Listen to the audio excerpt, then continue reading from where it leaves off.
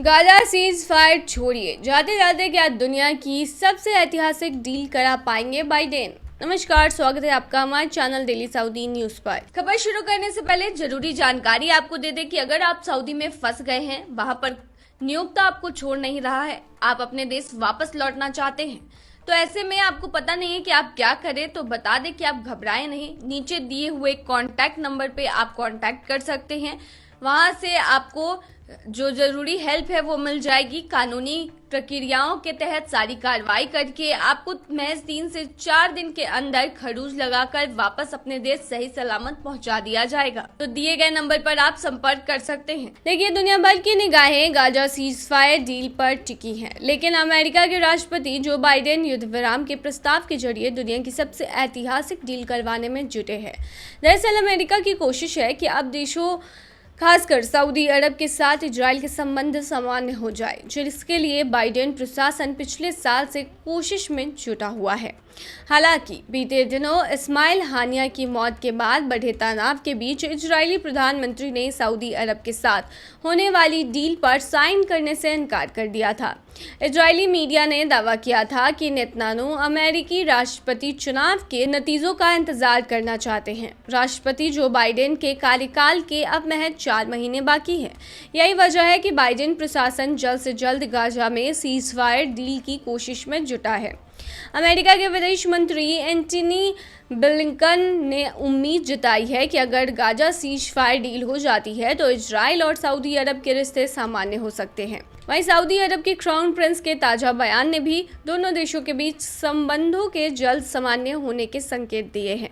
Crown Prince Mohammad बिन सलमान ने fox news को दिए एक इंटरव्यू में कहा था कि इजराइल के साथ रिश्तों को सामान्य करने की दिशा में रोज आगे बढ़ रहे हैं। इजराइल के साथ डील को लेकर जारी प्रक्रिया को लेकर पहली बार सऊदी अरब ने सार्वजनिक तौर पर स्वीकार किया है।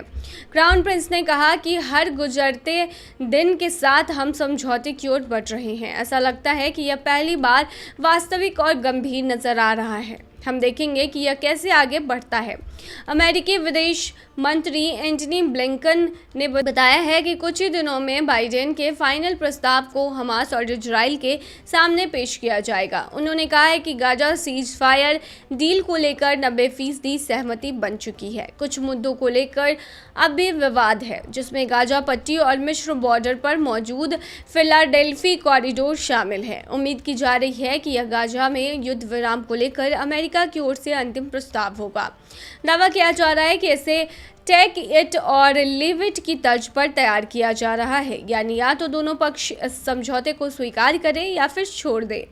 बिल्किन ने बताया कि आने वाले दिनों में अमेरिका इस प्रस्ताव को इजराइल के सामने पेश करेगा और कतर, मिस्र, हमास को इस प्रस्ताव की जानकारी देंगे। इसके बाद इजराइल और हमास को समय दिया जाएगा कि वह इस अंतिम प्रस्ताव पर अपना फैसला ले। पत्रकारों ने जब बिल्किन से सऊदी और इजराइल के बीच सामान्य रिश्तों की संभावना पर सवाल किया तो उन्होंने कहा कि अगर हम गाजा में युद्ध विराम लागू करने में कामयाब हो जाते हैं तो इसके लिए यकीनन मौका होगा। अमेरिका लगातार दुनिया भर में इजराइल को मान्यता दिलवाने में जुटा है। वो चाहता है कि अरब देशों के साथ उनके रिश्ते सामान्य हो, जिससे क्षेत्रीय सुरक्षा का मुद्दा हल किया जा सके। साल 2020 में ट्रंप सरकार ने यूएई, बहरीन और इजराइल के बीच एक ऐतिहासिक डील करवाई, जिसे अब्राहम एकॉर्ड का नाम दिया गया। इस संधि के तहत इन देशों के बीच राजनयिक रिश्तों को बहाल किया गया। अमेरिका चाहता है कि अब्राहम एकॉर्ड से एक कदम आगे बढ़कर सऊदी अरब और इजराइल के बीच भी संबंध सामान्य किए जाए। दरअसल सऊदी अरब और इजराइल के बीच किसी तरह का राजनयिक संबंध नहीं है और आज़ाद फिलिस्तीन देश की मांग के चलते सऊदी ने इजराइल को मान्यता भी नहीं दी है। लिहाजा बाइडेन प्रशासन अगर दोनों देशों के बीच संबंध को सामान्य करने में कामयाब हो जाता है तो उनके लिए एक बहुत बड़ी कूटनीतिक जीत होगी। तो ये थी तमाम जानकारी। बने रहिए ऐसी तमाम खबरों के लिए डेली सऊदी न्यूज़ पर।